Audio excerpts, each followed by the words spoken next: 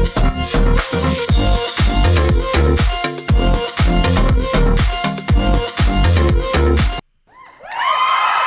what's up, everybody? Benny versus the Penny is back. I'm one of your hosts for today's fine show. I'm David Gascon. Week number 14 is upon us in the National Football League. Minnesota Vikings win Thursday Night Football yesterday. 36-28 was the final score, despite the fact that they nearly blew a nearly 4-touchdown lead, 29-0 at one point, and all of a sudden Big Ben and company come roaring back. Speaking of Big Ben, he's not any course of retirement just yet. Of course, Ben Maller. What's up, dude? Well, I'm waiting for the Pat McAfee deal is what I'm waiting for, by the way. And you didn't say, I'm surprised you didn't say, I'm back. I'm back. Just like Cam Newton, because this Benny versus the Penny, which has been on YouTube last year and this year, the last couple of weeks on terrestrial radio. So we went back to the radio because of scheduling issues, but we are back at it again this week. Yeah. Some people that I had – it's good because I had half the people that complained I like it better on YouTube, and then I had other people saying that it should never be on YouTube. It should only be on the radio. Yeah. So, well, that's good. It's like it's like what you say in radio, right? You either want to be loved or hated. You don't want to be anywhere in the middle. So at least you got that right. You want people digitally or terrestrial radios. So right down the pipe. Yeah, so last week, now the favorites actually won more than underdogs overall in the NFL last week. But still, there's some quirky things that have happened. Home teams still have a losing record heading into week 14. And the Vikings won last night. And so it's 90. Yeah. I was going to say, how nervous were you with that game? If it's Kirk Cousins in a primetime game with Mike Zimmer as head coach, like how nervous could you be back in that team? Yeah. Well, I know, considering the body of games that have been played in the NFL and the fact that no one has ever come back from 29 points down, like I knew that either I was going to win the bet, most likely, or I was going to get even a better monologue out of it, because if the Vikings ended up losing the game, it would have been even better. But or if they had, the worst case scenario would have been Pittsburgh comes down, matriculates the ball down the field, and then they tie, they get the touchdown, the 2-point conversion, and then they lose on a field goal. So I had 3.5, so I would have lost on the hook, and that would have been brutal. So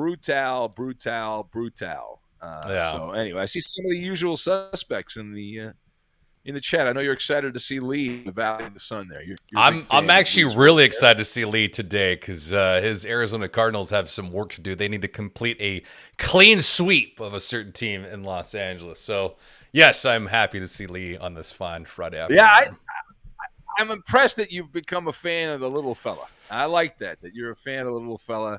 And most people never jump on that Cardinal bandwagon, but you are a bandwagon. Hey, Emmitt Smith did. Yeah, that went well. How about Marty McFly? He says, my first time seeing David Gascon, not what I thought he looked like. Yeah, did not think it'd be 6'1", 220. Amazing personality. Yeah, great back.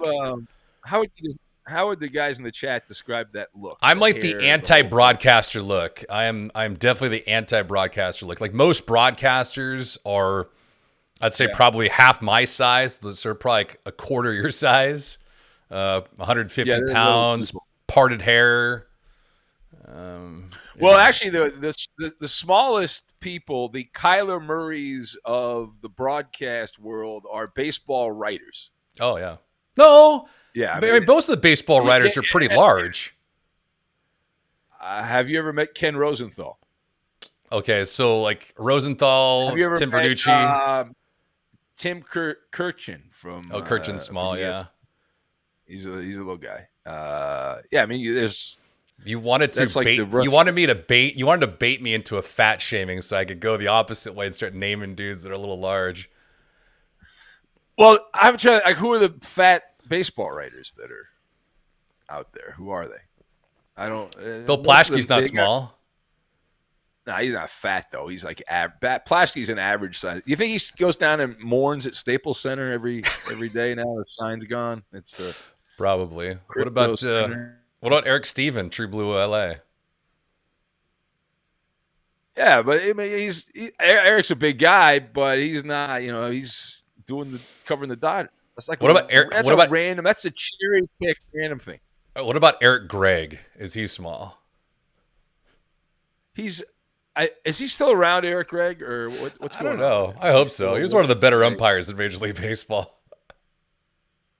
Yeah, well, all the umpires are like all the same size now, right? They're all kind of the same size. They haven't really can't see. They're all kind of robotic. All right, we should get to the picks, I think, right? We should start with. Yeah, if you want to. I mean, everyone's going to get kind of bored with us talking. Yes. Well, isn't that the whole point of the dumb show here? Is us talking? Talk. We have to talk. Then they have to criticize and make critiques of our appearances, and then everything else in between. Yeah, it's free content, so that's you get what you pay for. All right. Anyway, let's get to it. Here we go. Sunday, early on the television window, Las Vegas. You see it right there up at the top on the left hand of the screen. Las Vegas, 6-6. Kansas City, 8-4. It's on CBS. Iron Eagle and Davis have the call. The Chiefs, a massive 10.5-point favorite. They opened at 10. It'll be in the high 40s and sunny at Arrowhead Stadium. And I am going to take the Raiders. I will take the Raiders in this game. Now, a couple reasons why. There was a big stat last week. We had mentioned it on the radio show briefly in passing that Andy Reid has dominated the week after the bye. Right? It goes tremendous record. But what about this week after the bye? It doesn't go so well for Andy Reid the second week after the bye. In fact, if you look at the record, the gambling, which is really what we care about here, the second week after the bye, Andy Reid's teams are 7-14 against the spread. So historically, they have taken a major step back. Patrick Mahomes continues to be shaky. He's 18th overall. Kansas City's offense is third in the NFL. They've not been particularly good at home, though. They're 15th at home in the NFL. And I assume the Raiders will play a little bit different defense. The defense, which has really screwed up Mahomes' mojo, has been that cover two, which the Raiders did not play back in Vegas a couple weeks ago. That's been the kryptonite for Mahomes here. So I expect this game to be closer. It's hard to blow the same team out twice. The Raiders are a decent team. They're 500. They're a 500 team here. And the Chiefs have been so erratic on offense. They do not deserve to be a big favorite by double digits. And I've had a philosophy that almost any time you get over 7 points in a divisional game, you don't ask questions, you take the point. So I am going to take the Raiders and the points. The Chiefs will win the game, but they're not going to win it by double digits. Chiefs 24, Raiders 17. Music to my ears. Penny's taking Kansas City in this one, going with the home team. Yeah, that's music to my ears too, because you bet double-digit favorites. That is a recipe to lose your bankroll. Is what that is. That is a sucker's bet. They want you to bet double-digit favorites. Please bet double-digit favorites. My God, that's a lot of chalk. I'm not gonna lie. Yes. Yeah. All right. Let's see here. Page down. So who's in the chat here? I see a lot of people celebrating Roberto's birthday. Yeah. Are you going to have a Modelo to celebrate or what? What's your go-to Mexican beer anyway? Is it Tecate, Corona, Modelo? Usually Corona. Yeah. Usually because that's readily available everywhere. Yeah. Now, have you ever had Have you ever had a loaded Corona? What is a loaded Corolla? What is that? A loaded Corona is where you drink the neck of the Corona, and then you know how if you put a lime inside your Corona, mix it up. Well, instead of a lime, you drink the neck, and then you put Bacardi Limon in it to fill it all the way to the top.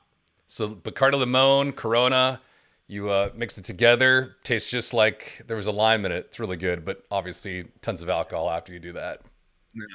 I haven't It's done good. that. I'm not a professional. I'm not a professional drinker like you. I have not done that. I'm an amateur drinker. So there you go. All right. Next game up: New Orleans 5-7 at the New York Jets. Suck. It is on CBS with Andrew Catalan and James Lofton here. So the Saints opened a 6.5 point road. They're still favored by 5.5 at MetLife Stadium, and I don't understand why. Now, I realize the Jets are terrible, but I'm taking the Jets game.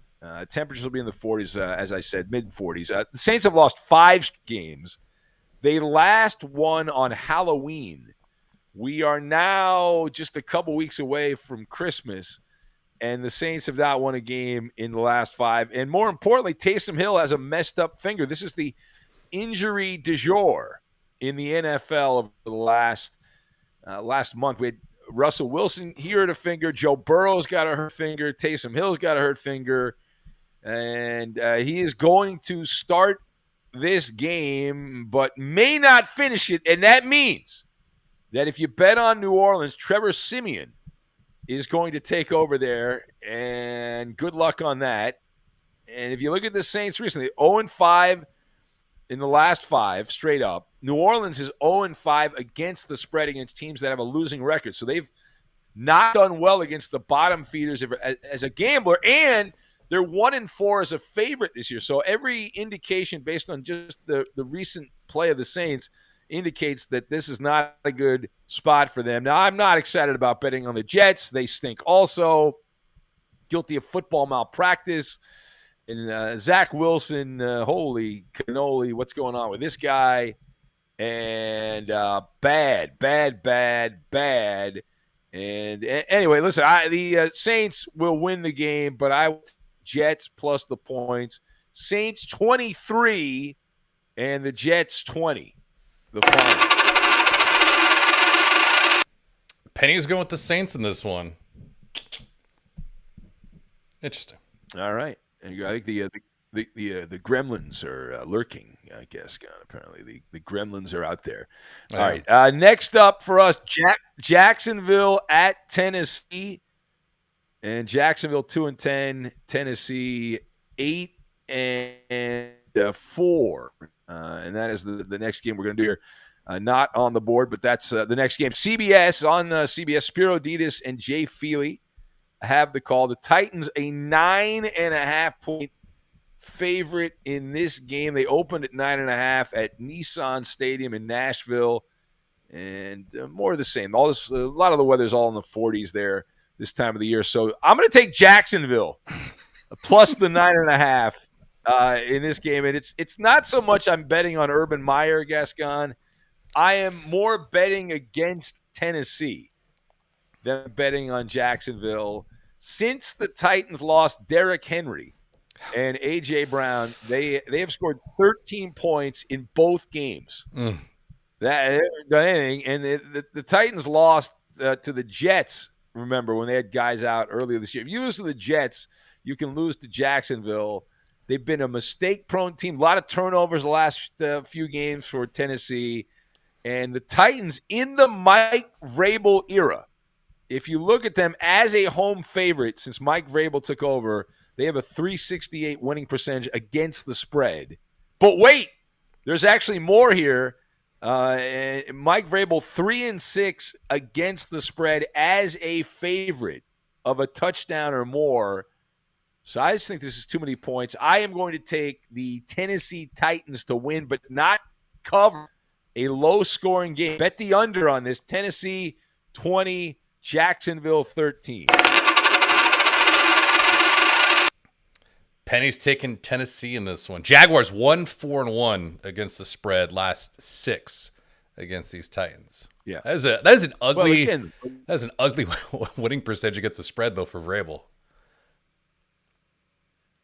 I know, as a home favorite, and that most of those games were with Derrick Henry as the star running back. He's not playing. He's not walking through that door right now. But No. 7-12 as a 368 winning percentage as a favorite at home under Mike Vrabel. Next up, we've got Baltimore at Cleveland, and this is a CBS game. Kevin Harlan and Trent Green have the call. Very exciting. The Browns opened actually as an underdog in this game. We're 1-point favorite. Browns are 3-point favorites at First Energy Stadium, the house that Dick and Dayton built. Unless that's not true. So I'm going to take the Ravens this game. Baltimore's secondary is completely battle-scarred at this point. Even with backups playing, this is a good matchup. And the Ravens offense is a high-volume operation. It's not that they score a ton of points, but this is key here. If you have a bad secondary, they keep away. And the Ravens are number one in terms of how many plays they run per game. They're averaging 71 offensive plays per game. So that means you limit the damage your defense can do without Marlon Humphrey, who's out. And so this cat named Anthony Averett takes over as in his spot in the secondary. And now that is the good news, is they take a lot of time off the clock. The bad news is Lamar Jackson, if you look at his performance here, he's the 24th ranked quarterback in the league behind Jared Goff. That ain't good. But with all that being said, you look at some of the trends recently. Lamar Jackson 8-1 against the spread as underdog, 7-2 outright as a regular season underdog, 5 straight wins as a dog for Lamar Jackson. I'm going to take the Ravens. I think they win it. The Browns are messed up also. Ravens 20, Browns 17, the final.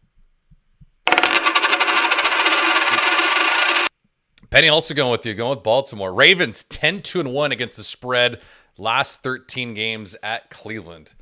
Do you remember the dog pound back in the day? Was it Cleveland Municipal Stadium? I remember the guy that wore the 99 jersey in the back there, the guy that would bang on the drum. That he also did that at Cleveland Indians games, but now he won't be able to do that ever again at Cleveland Indian games. So, oh boy, the censoring continues. Yes, the changing of the names. All right, what is next here? We have on my big board here, we've got Atlanta at Carolina on Benny versus the Penny. It's on Fox. Friend of the Maller Mush, Kenny Albert and Jonathan Vilma have the call. Now, the Panthers, they opened up a 3-point favorite. This game has flat at 3 at Bank of America Stadium. And this is a dog food game, but we pick every game against the spread. So, Gascon, I'm going to take the Falcons in this game, and this is also more of a bet against Carolina than it is on Atlanta. I'm doing a lot of that this weekend. I'm betting against a team, not so much that I like the other team, but this is an example of betting against Carolina. They're coming off a bye week. They fired Joe Brady, the offensive coordinator, the boy wonder offensive coordinator. The Panthers are 20th in total offense. They're averaging 308 yards per game. They haven't done much at all on offense, so they're going to try to have a more balanced attack, allegedly. Matt Rule wants that, as he's getting rid of anybody to save his hide. Now, that said, the Panthers are 1-5 against the spread as home favorites under Matt Rule. So this has not been a good spot for them historically. And Gasca, even though Atlanta sucks, Cam Newton sucks more.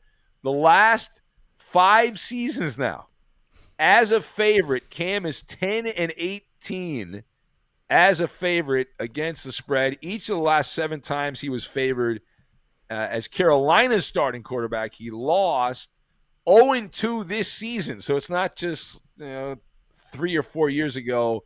And the Falcons, their last 5 games on the road, I believe they're 4-1 against the spread. So 2 bad teams take the points.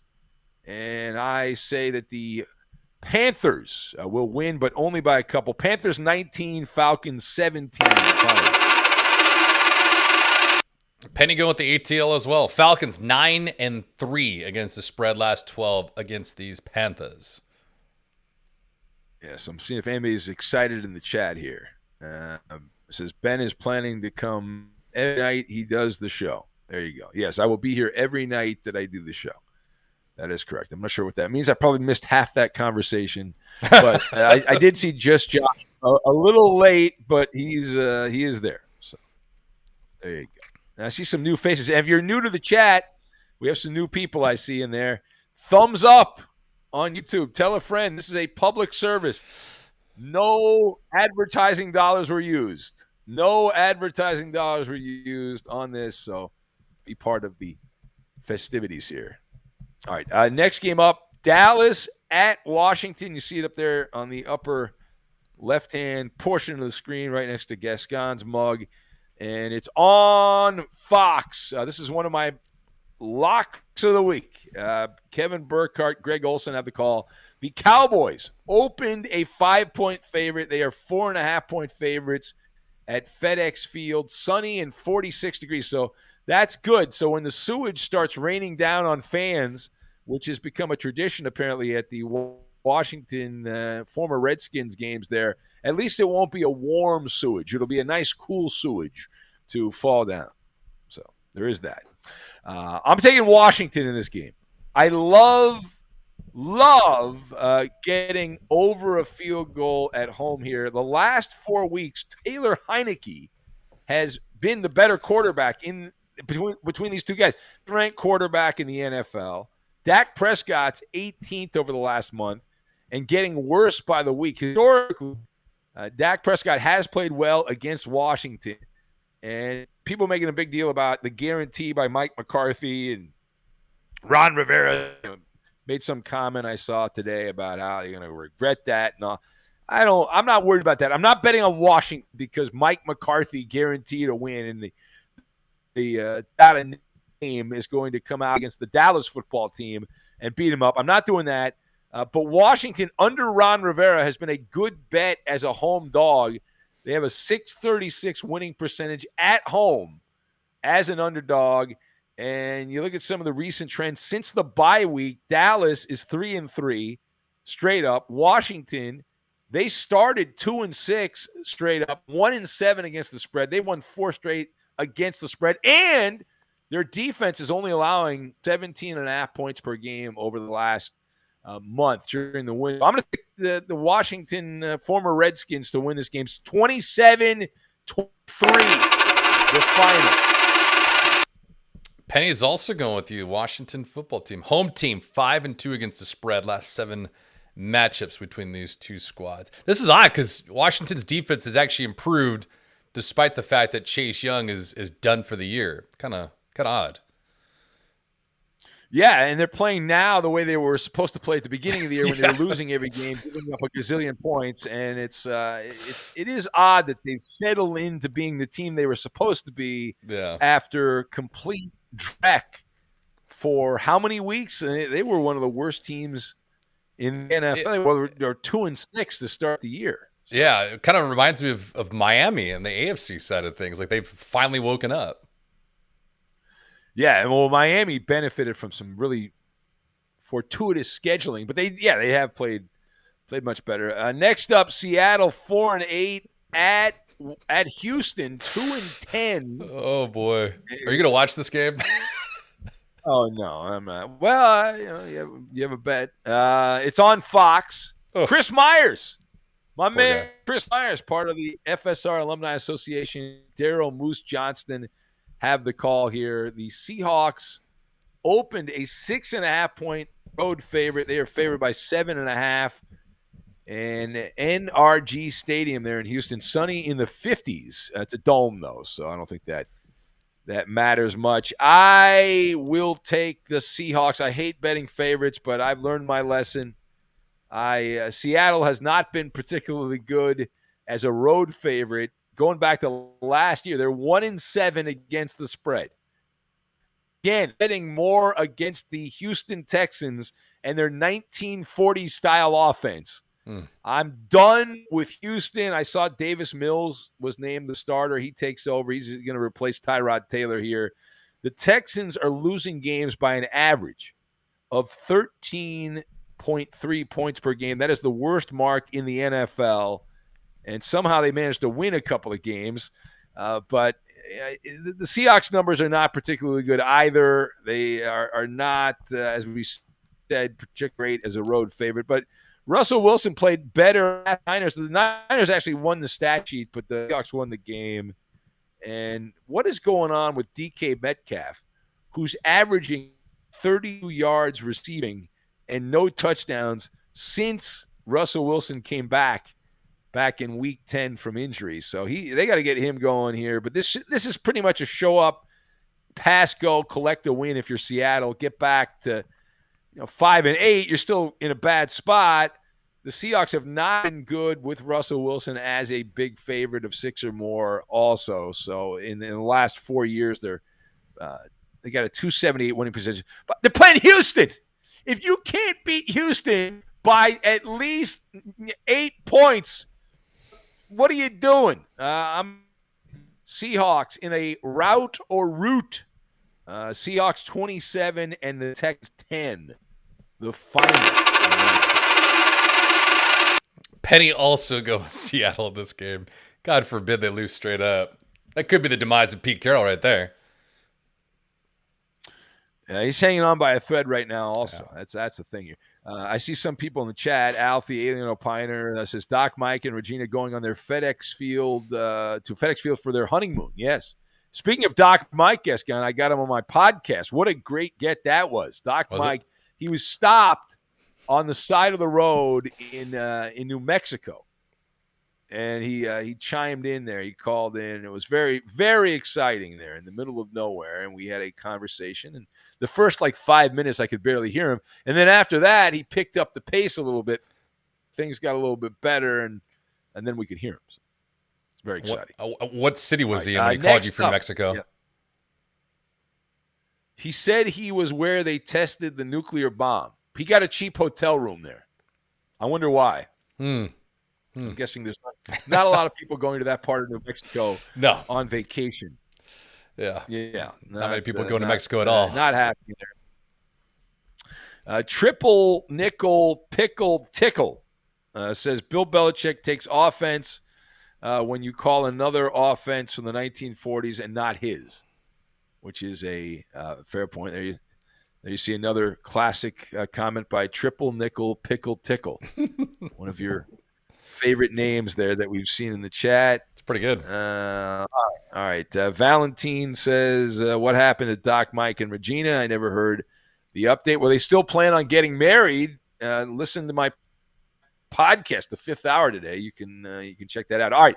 Let's get to the late games. Now, keep in mind, Gascon, because of doing this on terrestrial radio and having limited amount of time, I have gotten much better at speeding up here and I'm going right through and not dragging on and on and on and on. So we're making record time that we have gotten not even halfway through this Benny versus the Penny, and already we're to the late television window. This is an unprecedented accomplishment.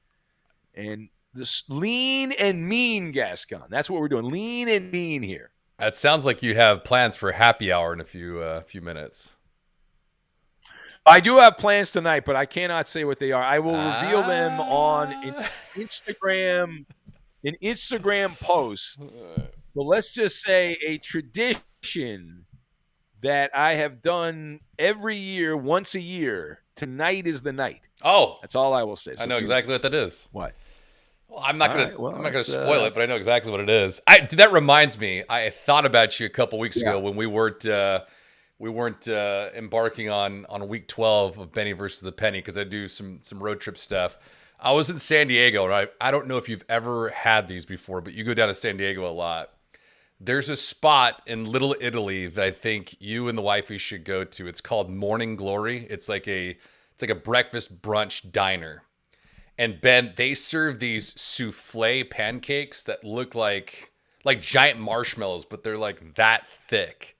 But souffle pancakes. Oh, is that absolutely amazing? You'd crush like 10 of them. I'll try. They're that good.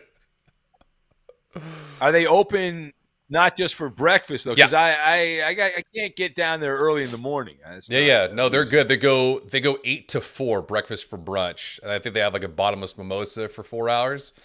But highly recommended it for you. Little Italy is like all of a sudden busy as hell in San Diego. Like downtown, not as much, but Little Italy is the spot now. Really? Yeah, it's odd to me. Why did Little Italy become the spot? Because I guess it'd be comparable to like Sunset in Hollywood, where Little Italy has one street, Kettner, and it's just bars, restaurants, and lounges like up and down, pastries, bakery shops, ice cream parlors. Yeah. It's all what it is now, and so yeah, it's popping. I have no idea. Maybe it's because it's closer to the beach. I don't know, but it's good. Yeah, it could be. The gas lamp, man. That's where it all back in the day, man. I know. That's where you want to be. All right, late games. Here we go. Detroit 1-10-1 at Denver 6-6. It's on Fox with Kevin Kugler and Mark Sanchez, and this is another one of my better bets here of the week. And the Broncos open an 8.5-point favorite. They're favored by 8.5. Fox Sports Radio's Justin Cooper on a plane right now, flying into Denver. He picked this game, Gascon, because he said that this is you want to spend a lot of money to travel to Denver to watch the Broncos lose. So he figured this is a gimme, that the Broncos are guaranteed to beat the Lions at home. And so they're favored by 8.5 at Empower Field. Temperatures in the low 60s at kickoff. It'll be in the 50s most of the game. And I am going to take the Lions Lions. I've got the Lions here. Now, the 1-10-1 Lions against the spread, Gascon, are 8-4. Yeah. They are 4 games above 500. They have one of the top records in the NFL against the spread. Most are within a game of 500, but Detroit is 8-4 against the spread, and they have covered their last 4 games. Now, the only question here is what happens after they finally got the lion off their back? Are they still going to fight like a lion after getting off the schneid and winning over the Vikings last week? And I say yes. Dan Campbell's got this team, even though they suck and they're not very talented, they have played with grit, with moxie, gumption, all those words. And so I say that they continue to go down that road. Detroit did have a bunch of players miss practice with the cold, not the COVID corona boogeyman. 21 players missed practice with the common cold. But Jared Goff will be playing, whether that's good or bad. And one other footnote here for the Lions. I love the fact that the media and a lot of fans on social media love to goof on Dan Campbell for being a clown.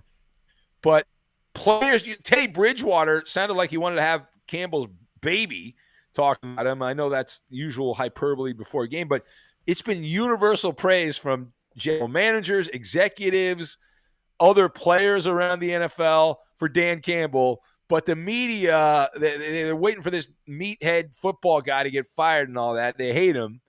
And yet in the circle of the NFL, it's been a lot of positivity. Anyway, back to the game, handicapping the game.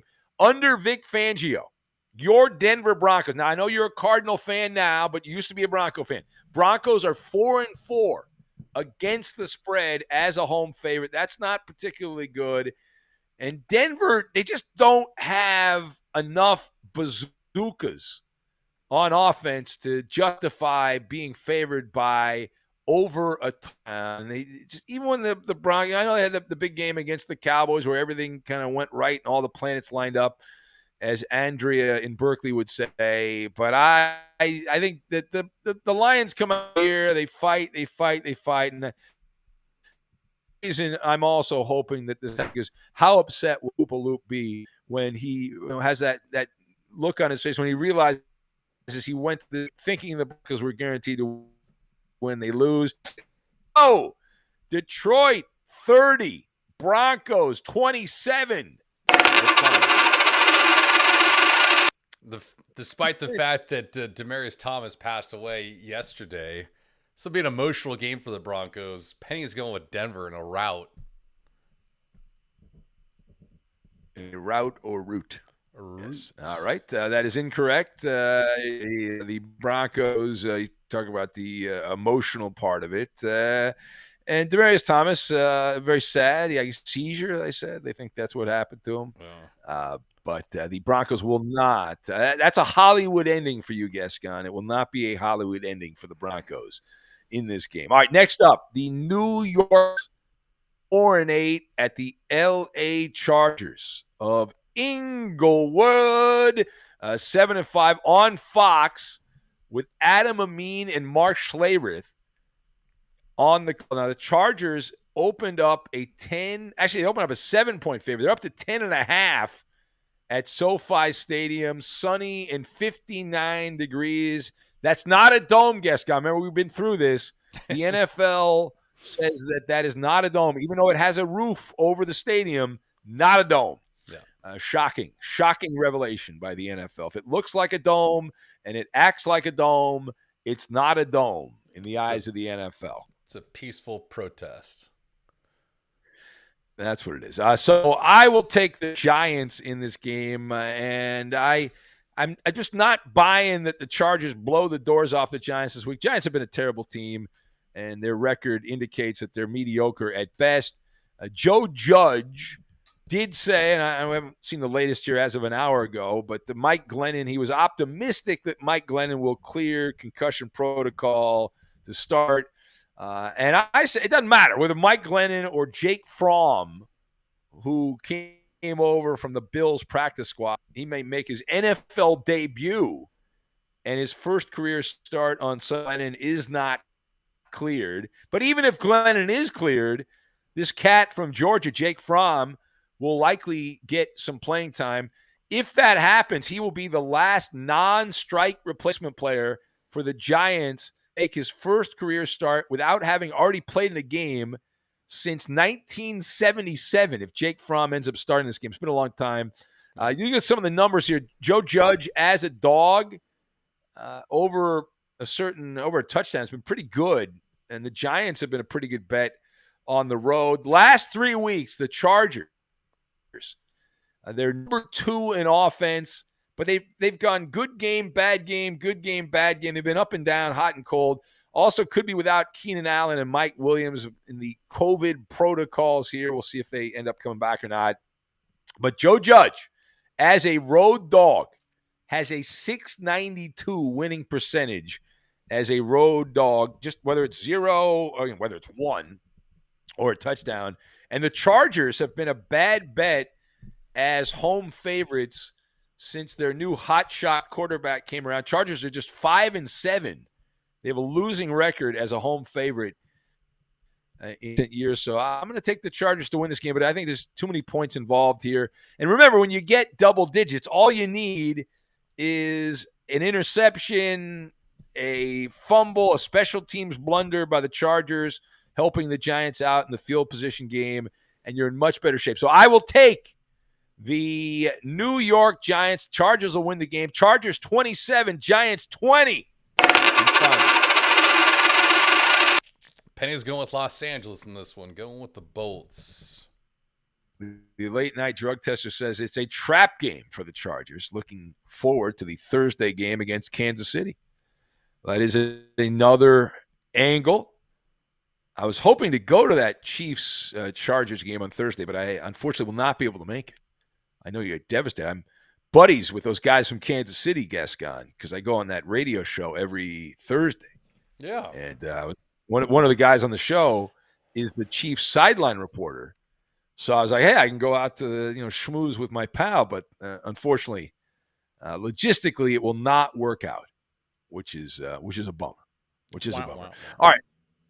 Yeah, I know. Next game up, San Francisco, better known as Santa Clara, because that's where they play. They're on the road, 6-6 at Cincinnati. We just got an update, too. Cincinnati, bro. Elijah Mitchell has been ruled out of this ball game. He gone.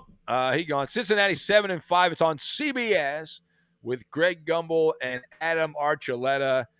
And even with Elijah Mitchell out of the game, I am still going to take the Niners in this game. I'm going to take the 49ers as a small road favorite. Joe Burrow. This is the reason I'm betting on the 49ers. Joe Burrow's right pinky messed up.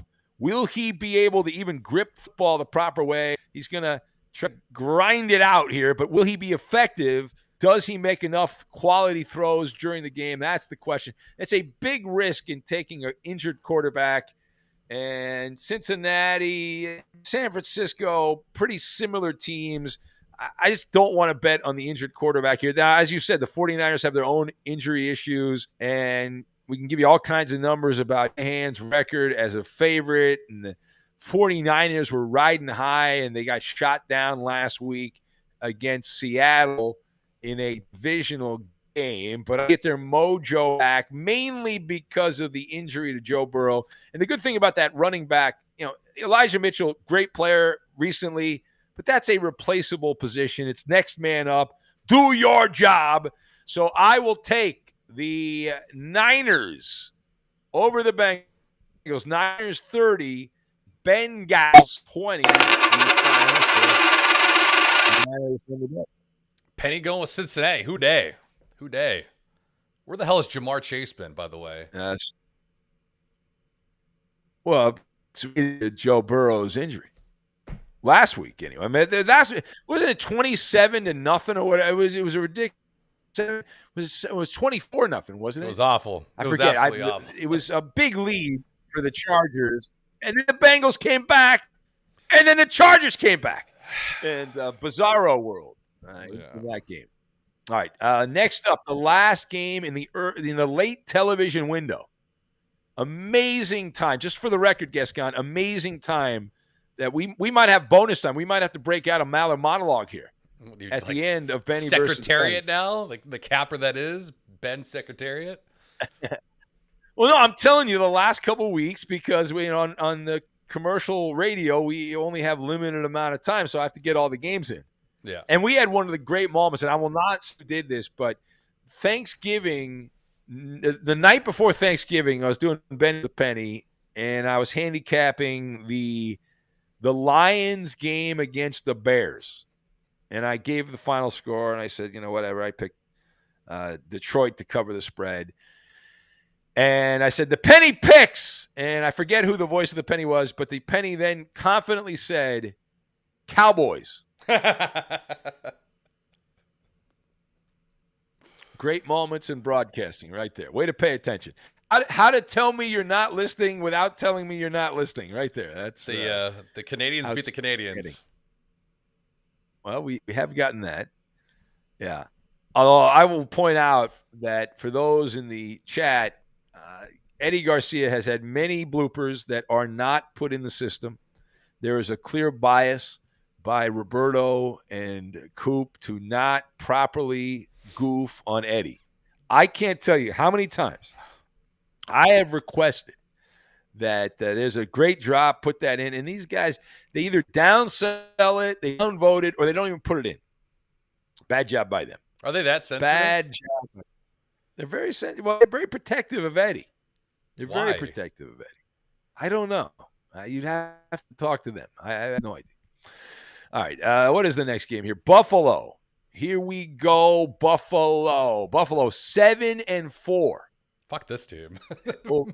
Overall, at Tampa Bay, 9-3 on CBS with Jim Nantz and Tony Romo. This is the big game on CBS.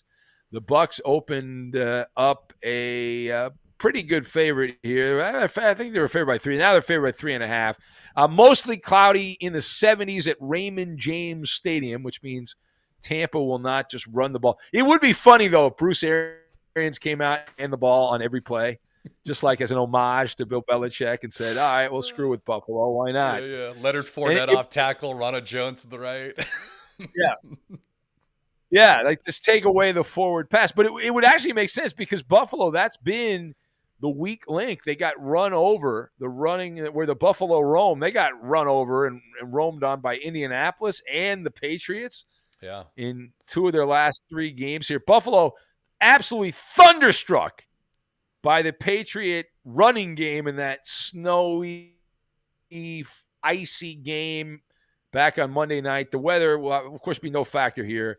I actually like Josh Allen to put up some big numbers in this game. I am taking Buffalo in the game. The Bucs are 20th against the pass, but those numbers are misleading, Gascon, because there's so many bad teams in the NFL. When the Buccaneers have played the better teams, they've been torched. I consider Buffalo, even though they are, you look at that record, 7-5, and it's not an impressive record, but I still say an offense that can matriculate the ball up and down the field, a pretty good offensive team. And so I think they'll get that going here. And people have brought up the stat. Historically, nobody has done better against any opponent than Tom Brady, Buffalo. And that's wonderful, and that's great. And it doesn't mean anything in terms of this game. Now, the thing that does scare me is Tampa at home has been wonderful. They've been a much better team this year than on the road. Tom Brady, 7-4 against the spread as a home favorite in Tampa. Buccaneers much better at home than on the road this year. And that game against the Colts, that was more of a gift. You look at all the mistakes Indianapolis made in that game. Bucs have won 3 straight. They're 5-0 at home this season. And I say they will not cover the spread. They'll win the game, but this will be a late field goal, one of those classic Brady drives, matriculating the ball down. It's 27, and the Bills 24, the final. And the penny picks. Pennies go with Tampa Bay. They're 4-0-1 against the spread last 5 in this head-to-head affair. So, man, their splits are crazy. Home away. Allie Alien O'Piner says sources close to the Ben Maller show claim up. Yeah. Well, that's good. That's good use of. I know it's off topic, but that's good use of weasel terminology. I also like Ben Simmons would be interested in playing for Team X. I like that one. That's good also. Or the Sixers are fielding phone calls about Ben Simmons. That's always a solid weasel rumor. Hey, did anyone? Anyway, if you're tuning here, I know. Yes. I was going to say, did anyone point out the fact that you misspoke last night when you referred to the Steelers finishing at 500 to close out the year? Well, I said they could finish at 500 because they would be. It's impossible. They could go. What is it? 8-1. That's impossible. Well, no, they would be. They would have won as many games as they lost. Yeah, but a winning percentage would be 470. They would not be 500. Okay, you're a douche. Okay, the math. If you look at a record and say 8-1, the winning percentage is 470. Don't. There's none of that finger pointing. I'm pointing it out. As many games as you lose. To me, I throw the tie out. I don't. This is not. There's no math. Okay, there's no math. If seriously, no, I'm not. The tie, you throw the tie out. Nobody won. Nobody lost. How can you be penalized for a tie? You didn't. There should be no ties. Because the game counted, so you're still playing 17 games, so they finish at 470. But you didn't lose. How did you lose the game? You tied the game. You didn't lose. You didn't win. It is a winning percentage. It's in the words, winning percentage. They won 8 of 17, not 8 of 16. That's how you calculate winning percentage. Put that in your pipe and smoke it. Guess not. You're wrong. I'm right. You're wrong. I am correct. In the eyes of the public, and I'm on the side of truth, justice, and the Maller math way. That's what I'm on the side of. You should be happy I was listening I'm telling to your show. I'm shocked that you were living there. You were probably concerned I was going to do Benny versus the Penny last night. Wait a minute. Let me make sure this Yahoo doesn't do it last night. Anyway, Sunday night football. What a dog game this is. How did this game remain on Sunday night? I don't know. You couldn't flex out Tampa. You couldn't flex out Tampa and Buffalo? Yeah, I guess they didn't want to put Buffalo on primetime back-to-back. I guess that's why. because they were on Sunday or Monday night. But anyway, Chicago 4-8 at Green Bay, and you see the Pack attack 9-3 on NBC. Al Michaels and Chris Collinsworth will be hanging out, staying in Green Bay for the game. The Packers opened up a 12-point favorite now by 12.5. Big, massive favorite. Clear skies, temperatures in the 30s at Lambeau Field, the frozen tundra. And I'm going to take a rare and appropriate, big favorite. I'm going to take the Green Bay Packers here. I'll lay the 12.5. Under Mr. LaFleur, the head coach there in Green Bay, the Packers have a 10-5 record against the spread in the division. And you look at the giveaway takeaways, and that is the advantage there for Green Bay. They've been a much better team at holding on the ball and getting the ball. They have forced 19 takeaways, the Packers, and they've only turned the ball over 10 times, so that arithmetic works out. The Bears, on the other hand, are a sloppy team. They've turned the ball over 19 times. They only have 11 takeaways on the year. A bunch of guys out for Chicago defensively. And I'm going to take Aaron Rodgers, even though he's got a bad toe, coming off the bye week, so a little extra rest and relaxation for Green Bay. Rodgers will not be 100% all year, but nobody's 100% right rest of the year because it's the NFL. That's how it works. You got to grind it out. And I really like Packers even more, seeing that rookie Justin Fields is going to be the guy for the Bears. That's a hot mess. With Justin Fields. So this will just be an ugly, blah game. In fact, NBC knows it's going to be a blah. They are honoring Paul Tagliabue. Commissioner Paul Tagliabue will be honored during halftime. So I imagine he'll be in the booth, or at least interviewed, with Michaels and Collinsworth there. He got into the Pro Football Hall of Fame, and they're going to give him his Hall of Fame ring.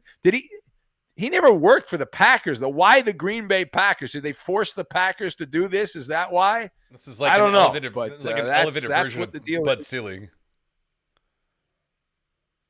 Yeah, but he's not from Wisconsin, I don't believe. I think he's from New York. But anyway, either way, that's how this is going to go down. Packers, 28, and the Bears, 13. Penny's also going with Green Bay. Chicago is 7-21, last 28 against the spread in this matchup. That is a fucking ugly number. Ugly. I'm up Monday Night Football. The LA Rams at 8-4, Arizona 10-2, and that is on ESPN. Steve Levy, Greasy, and Louis Riddick on the call. The Cardinals, only a 2.5-point favorite. You'd think, considering how much certain media elites talk about the Cardinals and how much better they are than the Rams, you would think that the game would reflect that Arizona would be favored by at least a touchdown in this game. But apparently the gambling world knows better than the dumb fans. The Rams are very close to Arizona. In fact, if you go based on the traditional odds that the home team is usually favored by 3 points, if everything's even, that means the Rams are actually better than the Cardinals in terms of talent based on the gambling line at State Farm Stadium. Mostly cloudy, 63 degrees in Arizona on Monday night at kickoff, and this is going to be painful. There'll be a lot of trolls that will be crawling behind the refrigerator. You turn the light on. You know when you turn the light on, the cockroaches go scurrying around and try to get out of the light. I did that at Fox Sports Radio. Yeah. The Cardinals are not the pick. I'm taking the Rams in this game. I love the Rams this week. Good revenge game for the Rams. Started to turn the ship around last week against Jacksonville. And the Cardinals offense, if you look at the last 3 weeks here, they ranked 27th in total yards. There's a lot of people that look at the game last week for Arizona against Chicago, and they're like, oh, look, the Cardinals continue to dominate, and they have a cold weather game and all that. But these are people that didn't see the game. Andy Dalton hand-delivered that game atrocious passes. And the Cardinals began in Chicago territory, deep in Chicago territory on their first 2 drives. I believe all our interceptions led to points for the Cardinals in that game last week. The Rams will play a cleaner game. Matthew Stafford starting to work out the kinks. But more importantly, the Rams going to Sony Michel, the former Patriot, the ex-Pat, Sony Michel, last week, trying to figure out a little bit of balance. I say they come back to that this week against Arizona, mix it up. The Cardinals, there are some holes in defense as the war of attrition has picked up here. And the Rams, you look at where they are and how much better a franchise they are than the Cardinals. What a joke the Cardinals are. Here's a stat that sums up the historical difference between the LA Rams and the Cardinal franchise. Now, the Rams, we figure they'll score at least 20 points in this game. When they do that, they will be the 4th team in NFL history to have 26,000 points. You probably say, who cares about that? You know, they've been around a long time. The Packers, the Bears, the Giants are the other teams that have scored 26,000 points. But did you know that the Rams, despite the fact that they've been in the NFL 13 years less than the Cardinals don't even have 25,000 points as a franchise. And the LA Rams, when the Rams began back in the Midwest. So it shows you the ineptitude. And little Kyler Murray, I mean, I hate to see him get hurt again. He would hate to see that. That would be terrible. I know you'd be very upset, Gascon, if that were to happen, if Kyler would have an injury, run into Aaron Donald, something along those lines. That would be bad. Boy, you don't want to see that happen at all. And I certainly am not. I'm not saying I want that to happen, but I'm just tossing it out there as, you know, things to factor in. Rams, and they'll be the talk of the NFL. Here's how this goes. The Rams are back. They had a little adjustment period. OBJ and the Rams figured it out. Beckham touchdowns the last 2 weeks for the Rams. Rams 33 and the Cardinals 30. Penny going with Arizona in this one. Why would you bring up all-time points? Like, well, I just wanted to point out. That has nothing to do with anything. Not a freaking thing. Well, I disagree. I mean, it shows has you nothing. Stats tell you what happened, what's going to happen. That has no bearing on anything. Matthew Stafford been one of the worst quarterbacks in terms of touchdown to interception ratios throughout his career. He's a perennial loser. So why don't you put that into analysis? How do you do last week? So if you're a guy, they're 2 games in front of the LA Rams. They won a game at SoFi Stadium. They're 7-0 on the road. Kyler Murray is an MVP candidate. He's got 19 touchdowns on the year. They're not on the road. They're at home. It doesn't matter. This is a hostile environment that Murray has to play in. He's a Heisman Trophy winner. You know how good he is compared to Matthew Stafford? It's like miles apart. What's wrong with you? Well, he's never led a playoff game, Kyler Murray. So how good could he be? I mean, he's been there a few years now. The Cardinals have never been in the playoffs. Let me know what Matthew Stafford's overall record is against teams over 500. Yeah, he played for the Lions. So I mean, what did you expect? That is such a low information fan. You know what the Indianapolis Colts were before Manning got there? Losers. Yeah, turned them into winners. And you know what the Bucs were before Brady? A winner. You know what Manning was the first couple years there? Loser. Troy Aikman, loser. And he turned him into winners. You gotta have people around you. And here's the thing. Listen, you brought up the road record of the Cardinals. Kyler Murray has no chance to win the MVP award. You've got to play in all the games to win the MVP award. He's lost too much time. And the other thing is the Cardinals have proven Kyler Murray is not the reason they've been winning these games, because Colt McCoy, who sucks, this guy blows. He came in there and the Cardinals winning games and looking very good with Colt McCoy at quarterback. That's not true. Jared Goff went to the Super Bowl with the LA Rams. I mean, the quarterback position is A+. How does Jared Goff relate to this conversation, you dummy? Listen, the Cardinals are 10-2, okay? They lost to Green Bay, who didn't have any receivers. They had guys they got from UPS to play wide receiver. The And Green Bay Rams won are against 8-4. Kyler Murray, by The way, Rams, against the Kyler Rams are 8-4. Murray. They lost the game at home against Kyler Murray. 8-4, four Beat losses, one of them to Famer, Arizona. Hall of Famer Tom Brady, Matthew Stafford. By your logic, how could Matthew Stafford beat Tom Brady? He did beat Russell Wilson, Hall of Famer. That's good. The That's good. Rams Show me the will come rings back, that he gets but for that. they Show me are the back. banners he gets The for that. Rams. Okay, well, what does Kyler Murray get for? He's nothing. a Heisman Nothing. Trophy winner. He's a winner in the National Football League. He beat the Rams heads up And in how did- SoFi Stadium. He's the best most team Heisman in the Trophy winners NFC. They're been the in number the one NFL. seed in the Heisman, NFC. That is it. You brought up Heisman. You have no argument. You brought up a college award. Kyler Murray's a You winner. lost Matthew Stafford's the a loser. argument.